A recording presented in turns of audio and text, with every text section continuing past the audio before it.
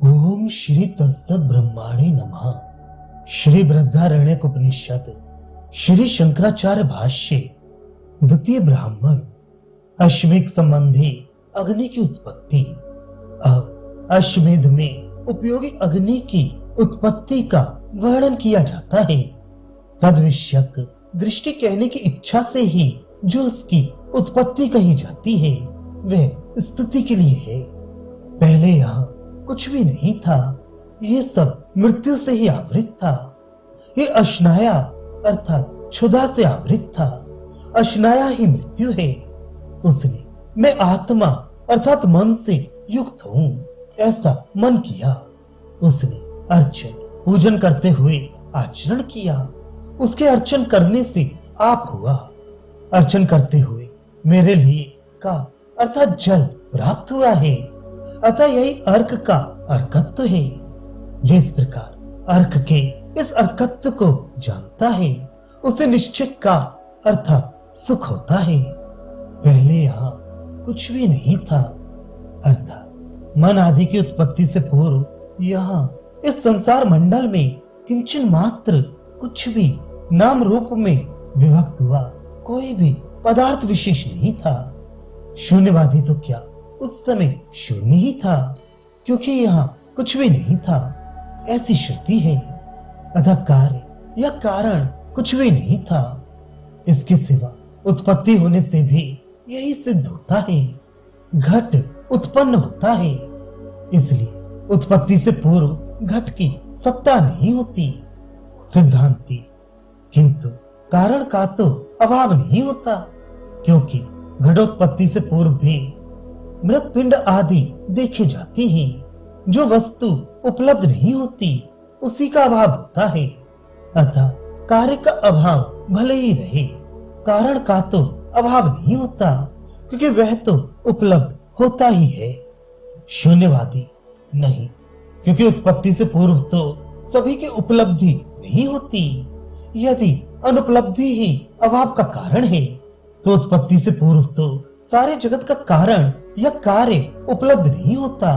अतः सभी का अभाव होना चाहिए। सिद्धांति ऐसी बात नहीं है, क्योंकि यहाँ यह मृत्यु से ही आवृत था ऐसी श्रुति है।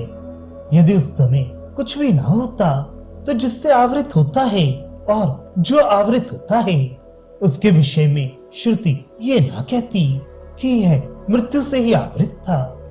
वंध्या पुत्र आकाश कुसुम से आच्छादित होता हो ऐसा कभी नहीं होता, किंतु श्रुति ऐसा कह रही है कि यह मृत्यु से ही आवृत था। अतः जिस कारण से आवृत था और जो कार्य आवृत था उत्पत्ति से पूर्व वे दोनों ही थे, क्योंकि इसमें श्रुति प्रमाण है और ऐसा अनुमान भी किया जा सकता है। उत्पत्ति से पूर्व कार्य या कारण के अस्तित्व का अनुमान भी किया जा सकता है, क्योंकि उत्पन्न होने वाले सत्य कार्य की ही सत्य कारण में उत्पत्ति देखी जाती है, असत्य में नहीं देखी जाती। घट आदि के कारण की सत्ता के समान उत्पत्ति से पूर्व जगत के कारण की सत्ता का भी अनुमान किया जा सकता है। शून्यवादी किंतु घट आदि के कारण की भी तो सत्ता नहीं है, क्योंकि मृत पिंड आदि को नष्ट किए बिना घट आदि की उत्पत्ति ही नहीं होती। यदि ऐसा कहें तो सिद्धांति ऐसी बात नहीं है, क्योंकि कारण तो मृतिका आदि है। घट और रुचक कंठभूषण आदि के कारण तो मृतिका और स्वर्ण आदि है। उनका पिंडाकार विशेष कारण नहीं है, क्योंकि उसका अभाव होने पर भी उन मृतिका आदि की सत्ता तो रहती ही है।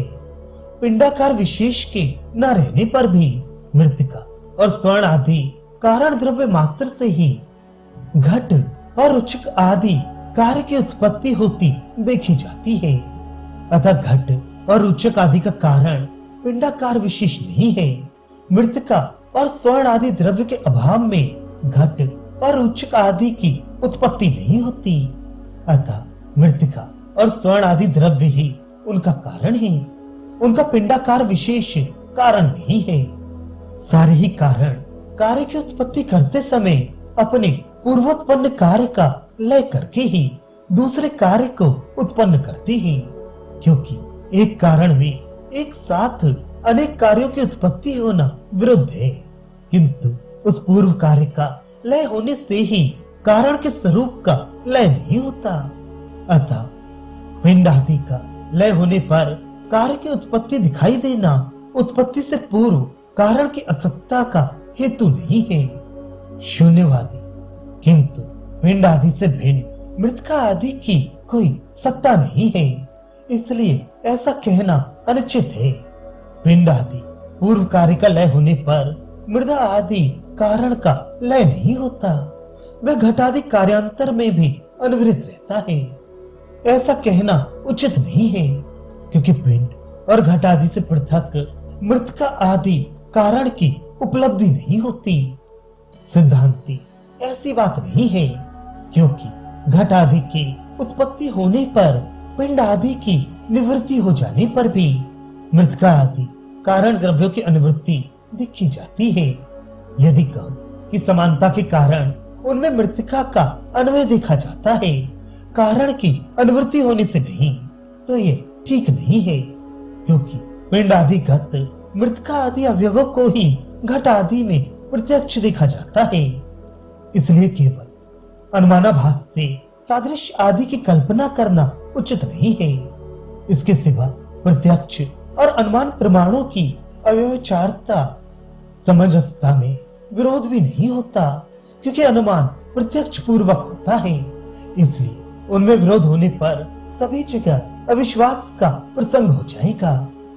यदि तदेवेदम अर्थात ये वही है, इस प्रकार ज्ञात होने वाला सब कुछ क्षणिक है, तो उस क्षणिकत्व बुद्धि को प्रमाणित करने के लिए भी तत्तद विषयक अन्य बुद्धि की अपेक्षा होगी और उसके लिए दूसरी तत्तद बुद्धि की। इस प्रकार अनावस्था प्राप्त होने पर क्षणिकत्व बुद्धि को सता प्रमाण मानना होगा। ऐसी दशा में यह उसके समान है। यह बुद्धि भी तदिदम बुद्धि के ही अंतर्गत होने से मिथ्या होने के कारण सर्वत्र अविश्वासी रहेगा, तथा तदिदम यह और वही इन बुद्धियों का भी कोई कर्ता न होने के कारण परस्पर संबंध होना संभव नहीं होगा। यदि कहो कि सदृशता के कारण इनका संबंध हो सकता है, तो यह भी ठीक नहीं, क्योंकि तत् इदम इन बुद्धियों का इतरेतर विषयत्व भिन्न भिन्न विषयों को ग्रहण करना सिद्ध नहीं होता। जब तक इन बुद्धियों के विषय भिन्न भिन्न ना हो, तब तक इनकी सदृशता का भी ग्रहण नहीं हो सकता। यदि ऐसा माने कि विषय की सदृशता न होने पर भी ये वही है, ऐसी बुद्धि होती है, तो यह भी ठीक नहीं है, क्योंकि ऐसी अवस्था में सादृश्य बुद्धि के समान तद और इदम बुद्धियां भी असद विषयक अर्थात क्षणिक या भ्रांत सिद्ध होंगी। यदि कहो कि सभी बुद्धियों की असद विषयता मिथ्यात्व ही होने दो, तो यह भी ठीक नहीं, क्योंकि तब तो बुद्धि बुद्धि के भी मिथ्या होने का प्रसंग उपस्थित होगा। यदि कहो कि अच्छा ऐसा ही हो, तो यह भी उचित नहीं, क्योंकि इस प्रकार जब सभी बुद्धियां मिथ्या होंगी, तो असत्य बुद्धि का होना संभव नहीं होगा। अतः सादृश्य से ये वही है, ऐसी प्रत्यभिज्ञा होती है, ये कहना ठीक नहीं है। इसलिए कार्य की उत्पत्ति से पूर्व कारण की सत्ता सिद्ध ही है। कार्य की भी सत्ता है, क्योंकि वह अभिव्यक्ति रूप लिंग वाला है। उत्पत्ति से पूर्व कार्य की भी सत्ता सिद्ध होती है। किस प्रकार, सो बताते हैं। अभिव्यक्ति रूप लिंग वाला होने से, क्योंकि अभिव्यक्ति ही कार्य का लिंग है, साक्षात विज्ञान अवलंबन को प्राप्त होने का नाम अभिव्यक्ति है। लोक में जो घटादि पदार्थ अंधकार आदि से आच्छादित होता है, वही उस आवरण का प्रकाश आदि से तिरस्कार होने पर विज्ञान की विषयता को प्राप्त होकर अपनी पूर्वकालिक सत्ता का त्याग नहीं करता। इससे हमें मालूम होता है कि इसी प्रकार उत्पत्ति से पूर्व ये जगत भी था, क्योंकि जो घट विद्यमान नहीं होता, उसकी उपलब्धि सूर्य के उदित होने पर भी नहीं होती। पूर्व पक्षी ऐसी बात नहीं है। यदि तुम्हारे मत में कार्य अविद्यमान नहीं है तो उसकी उपलब्धि होनी ही चाहिए। तुम्हारे मतानुसार घट आदि कार्य कभी अविद्यमान तो है ही नहीं। इसलिए जब मृत पिंड की सन्निधि ना हो और अंधकार आदि का आवरण भी ना हो, उस समय सूर्योदय होने पर उसकी उपलब्धि होना ही चाहिए, क्योंकि वह विद्यमान ही है। सिद्धांति, ऐसी बात नहीं है, क्योंकि आवरण दो प्रकार का है। मृतका आदि से अव्यक्त होने वाले घटादि कार्य का आवरण दो प्रकार का है। पहला अंधकार और भित्ति आदि, तथा दूसरा मृतका से घट के अव्यक्ति होने से पूर्व उस मृतका आदि के अवयवों का पिंड आदि कार्यांतर के रूप में स्थित रहना। अतः उत्पत्ति से पूर्व घट आदि विद्यमान कार्य के ही आवृत होने के कारण उपलब्ध नहीं होते। नष्ट होना, उत्पन्न होना, रहना, न रहना इत्यादि शब्द और प्रत्ययों का भेद तो अव्यक्ति और तिरोभाव इनकी विविधता की अपेक्षा से है। पूर्व पक्षी, किंतु पिंड और कपाल आदि तो आवरण से भिन्न प्रकार के होते हैं, इसलिए उन्हें आवरण कहना उचित नहीं है। अंधकार और भित्ति आदि जो घट आदि के आवरण हैं, वे तो घट आदि से भिन्न देश में देखे जाते हैं, किंतु इस प्रकार पिंड और कपाल घट आदि से भिन्न देश में नहीं देखे जाते। अतः ये कहना ठीक नहीं है कि पिंड और कपाल के संस्थान स्वरूप में विद्यमान ही घट आदि के आवृत होने के कारण उपलब्धि नहीं होती, क्योंकि आवरण के धर्मों से उनमें विलक्षणता है। यदि ऐसा कहें तो सिद्धांति, ऐसी बात नहीं है, क्योंकि दूध में मिले हुए जल आदि के अपने आवरण दुग्ध आदि के साथ एक देशता देखी जाती है। यदि कहो कि घटादि कार्य में उसके कपाल एवं चूर्णादि अवयवों का अंतर्भाव हो जाता है, इसलिए उनका आवरण है ही नहीं, तो यह ठीक नहीं है, क्योंकि विभक्त होने पर कार्यांतर होने के कारण उन्हें आवरण मानना ठीक ही है। पूर्व पक्षी, तब तो आवरण की निवृत्ति करने का ही प्रयत्न करना चाहिए। यदि तुम्हारे कथनानुसार पिंड और कपाल की अवस्थाओं में वर्तमान घट आदि कार्य ही आवृत होने के कारण उपलब्ध नहीं होता, तब तो जिसे घट आदि कार्य की आवश्यकता हो उसे उसके आवरण का नाश करने का ही यत्न करना चाहिए, घट आदि की उत्पत्ति का नहीं। किंतु ऐसा किया नहीं जाता, इसलिए कहना उचित नहीं है कि आवृत होने के कारण विद्यमान घट आदि की ही उपलब्धि नहीं होती। ऐसा कहे तो सिद्धांति, ऐसा कहना ठीक नहीं है, क्योंकि ये नियम नहीं है। आवरण के विनाश मात्र का प्रयत्न करने से ही घट आदि की उत्पत्ति हो जाएगी, ऐसा कोई नियम नहीं है, क्योंकि अंधकार आदि से आवृत घट आदि के प्रकाश के लिए प्रदीप आदि की उत्पत्ति में प्रयत्न देखा जाता है। पूर्व पक्षी, किंतु वह प्रयत्न भी तो अंधकार नाश के लिए ही होता है। दीपक आदि की उत्पत्ति के लिए जो प्रयत्न किया जाता है वह भी अंधकार की निवृत्ति के लिए ही होता है। उसकी निवृत्ति होने पर घट स्वयं ही दिखाई देने लगता है, इससे घट में कोई बात बढ़ाई नहीं जाती। ऐसा माने तो सिद्धांति, ऐसी बात नहीं है, क्योंकि प्रकाश युक्त घट की ही उपलब्धि होती है। जिस प्रकार दीपक तैयार करने पर प्रकाश युक्त घट की उपलब्धि होती है, उस प्रकार दीपक तैयार होने से पूर्व उसकी उपलब्धि नहीं होती। अतः अंधकार की निवृत्ति के लिए ही दीपक नहीं जलाया जाता, तो और किस लिए जलाया जाता है? प्रकाश के लिए, क्योंकि प्रकाश युक्त होने पर ही वस्तु की उपलब्धि होती है। कहीं कहीं आवरण का नाश करने के लिए भी यत्न किया जाता है, जैसे भीत आदि का नाश करने के लिए। अतः पदार्थ की अभिव्यक्ति के इच्छुक को आवरण के नाश का ही प्रयत्न करना चाहिए, ऐसा कोई नियम नहीं है। इसके सिवा नियत व्यापार की सफलता के लिए भी प्रयत्न करना आवश्यक है। पहले बता चुके हैं कि कारण में विद्यमान कार्य अन्य कार्य का आवरण होता है। ऐसी अवस्था में यदि पहले अभिव्यक्त हुए कार्य पिंड के अथवा व्यवधान युक्त कपाल के नाश का ही प्रयत्न किया जाएगा, तो उनसे कपाल का ठीकरे या चूर्ण आदि कार्य की ही उत्पत्ति होगी। उससे आवृत होने पर भी घट की उपलब्धि नहीं होगी, इसलिए पुनः प्रत्यनांतर की अपेक्षा रहेगी। अतः घट आदि की अभिव्यक्ति के इच्छुक का नियत कारक व्यापार कर्ता कारण इत्यादि रूप से किया हुआ प्रयत्न ही सफल होता है। इसलिए उत्पत्ति से पूर्व भी कार्य विद्यमान ही है। भूत और भविष्य परिस्थितियों के भेद से भी कार्य की सत्ता सिद्ध होती है। भूत घट, भविष्य घट, इन प्रत्ययों का भी वर्तमान घट प्रत्यय के समान विषय शून्य होना उचित नहीं है, क्योंकि भविष्य घट की इच्छा वाले पुरुष की प्रवृत्ति देखी जाती है। असत पदार्थ की इच्छा से लोक में किसी की प्रवृत्ति नहीं देखी जाती।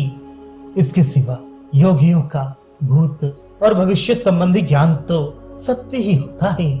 यदि भावी घट असत माना जाए तो ईश्वर का भावी घट संबंधी प्रत्यक्ष ज्ञान भी मिथ्या होगा, किंतु प्रत्यक्ष ज्ञान मिथ्या नहीं हो सकता।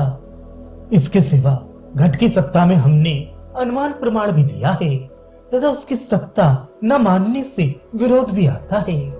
यदि घट के लिए प्रवृत्त हुए कुम्हार आदि को प्रमाण से ये निश्चय हो गया है कि घट होगा तो जिस काल से घट का संबंध होगा ऐसा कहा जाता है कि उसी काल में घट नहीं है, ऐसा कथन तो विपरीत ही है। भविष्य घट असत है, इसका अर्थ तो यही है कि घट उत्पन्न नहीं होगा।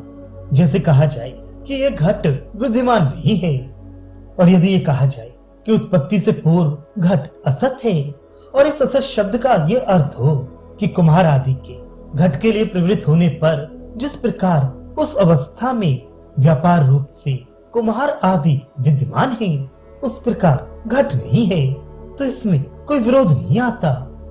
क्यों नहीं आता? क्योंकि अपने भावी रूप से तो घट विद्यमान है ही। पिंड या कपाल की वर्तमानता घट की नहीं हो सकती और घट की भविष्यता उन पिंड और कपाल की नहीं हो सकती। अतः कुम्हार आदि के व्यापार की वर्तमानता में उत्पत्ति से पूर्व घट असत है, ऐसा कहना भी विरुद्ध नहीं है। किंतु घट का जो भविष्यता कार्य स्वरूप है उसका यदि प्रतिषेध किया जाए तो उसके निषेध करने पर ही विरोध होगा। तो उसका तो आप निषेध करते नहीं हैं तथा संपूर्ण क्रियावान कारकों की एक ही वर्तमानता या भविष्यता होती हो, ऐसी बात है नहीं। इसके सिवा चार प्रकार के अभावों में घट का जो अन्योन्य भाव आता है वह घट से भिन्न ही देखा जाता है। जैसे घटाभाव पटादि ही है, घट का स्वरूप नहीं है, तथा घटाभाव होने से ही पट अभाव रूप नहीं हो जाता, तो फिर क्या होता है? वह भाव रूप ही रहता है। इसी प्रकार घट के प्राग भाव, प्रध्वंस अभाव और अत्यंत अभाव भी घट से भिन्न ही है, क्योंकि घट के अन्योन्य भाव के समान घट के द्वारा इनका उल्लेख किया जाता है और उसके ही समान इन अभावों की भी भाव रूपता है। ऐसा होने से घट का प्राग भाव है। इस कथन से यह सिद्ध नहीं होता कि उत्पत्ति से पूर्व घट का स्वरूप है ही नहीं, और यदि घट का प्राग भाव इस कथन में घट का जो स्वरूप है वही कहा जाए तो घट का ये कथन ही नहीं बन सकता। यदि शिला के पुतले का शरीर इस कथन के अनुसार कल्पना करके ऐसा कहा जाए तो भी घट का प्राग भाव इस कथन से घट शब्द द्वारा कल्पित घट का ही अभाव कहा जाएगा, घट के स्वरूप का नहीं। और यदि घट से घट अभाव को भिन्न पदार्थ माना जाए तो इसका उत्तर पहले ही दिया जा चुका है। एक बात और भी है, उत्पत्ति से पूर्व शशंक के समान अभाव रूप घट का अपने कारण की सत्ता से संबंध होना भी संभव नहीं है, क्योंकि संबंध तो दो में ही रहा करता है। यदि कहो कि अयुत सिद्ध पदार्थों में ऐसा दोष नहीं आता तो ये ठीक नहीं, क्योंकि भाव और अभाव का अयुत सिद्ध होना संभव नहीं है। जो पदार्थ भाव रूप होते हैं उन्हीं की युत सिद्धता या अयुत सिद्धता हो सकती है, भाव और अभाव अथवा दो अभावों की नहीं। अतः सिद्ध हुआ कि उत्पत्ति से पूर्व कार्य सत ही है। ये सब किस लक्षण वाले मृत्यु से आवृत था? ऐसा प्रश्न होने पर श्रुति कहती है अशनया से। अशन अर्थात भोजन की इच्छा का नाम अशनया है, वही उस मृत्यु का लक्षण है। उससे लक्षित जो मृत्यु है उस अशनया से ये सब आवृत था। अशनया मृत्यु किस प्रकार है सो बतलाया जाता है। अशनया ही मृत्यु है, यह ही शब्द से श्रुति प्रसिद्ध हेतु प्रकट करती है, क्योंकि जो कोई भोजन करना चाहता है वह भोजन की इच्छा होने के पीछे ही जीवों को मारता है। अतः अशनया शब्द से ये मृत्यु लक्षित होती है, इसी से अशनया ही ऐसा कहा गया है। अशनया विज्ञान आत्मा का धर्म है, अतः बुद्धि में स्थित ऋणगर्भ ही मृत्यु कहा गया है। उस मृत्यु से यह कार्य वर्ग आवृत था। जिस प्रकार पिंडावस्था में वर्तमान मृतिका से घट आदि आवृत रहते हैं, उसी प्रकार हिरण्यगर्भ रूप मृत्यु से यह व्याकृत जगत व्याप्त था। तन मनो कुरुत, इसमें तत् ये शब्द मन का निर्देश करने वाला है, अर्थात उस प्रकृत मृत्यु ने आगे कहे जाने वाले कार्य को रचने की इच्छा से उस कार्य की आलोचना करने में समर्थ मना शब्द वाच्य संकल्प आदि लक्षणों वाला अंतःकरण किया। किस अभिप्राय से मन किया सो बतलाया जाता है। मैं आत्मन्वी अर्थात आत्मान हूँ। तात्पर्य है कि मैं इस आत्मा यानी मन से मनस्य हूँ। उस प्रजापति ने अव्यक्त हुए मन से मनोयुक्त हो अर्चन पूजन करते हुए अपने प्रति ही मैं कृतार्थ हूँ इस प्रकार आचरण किया। उस प्रजापति के अर्चन पूजन करते समय पूजा के अंगभूत रसात्मक आप अर्थात जल उत्पन्न हुए। यहाँ जल की उत्पत्ति आकाश आदि, आकाश, वायु और अग्नि तीन भूतों की उत्पत्ति के पीछे हुई, ऐसा कहना चाहिए था, क्योंकि अन्य श्रुति के सामर्थ्य से यही सिद्ध होता है। और सृष्टि क्रम का विकल्प होना भी संभव नहीं है, क्योंकि मृत्यु ने ऐसा माना था कि अर्च यानी पूजा करते हुए मेरे लिए का अर्थात जल हुआ है। इसी से अर्थात इसी कारण से अर्क यानी अश्वमेध यज्ञ में उपयोगी अग्नि का अर्कत्व है, अर्थात यही उसके अर्कत्व में हेतु है। ये अग्नि के अर्क का नाम व्युत्पत्ति है। तात्पर्य है कि अर्चन से यानी सुख की हेतु भूता पूजा करने से तथा जल का संबंध होने से अग्नि का अर्क ये गौड़ गुणकृत नाम है। जो कोई इस प्रकार उपयुक्त अर्क का अर्कत्व जानता है उसे का अर्थात जल या सुख होता है, क्योंकि का ये जल और सुख का समान नाम है। हा और वह ये निश्चयार्थक निपात है, अर्थात उसके लिए जल या सुख ही है। उसी इस प्रकार जानने वाले को अर्थात इस प्रकार जानने वाले के लिए जल या सुख होता है।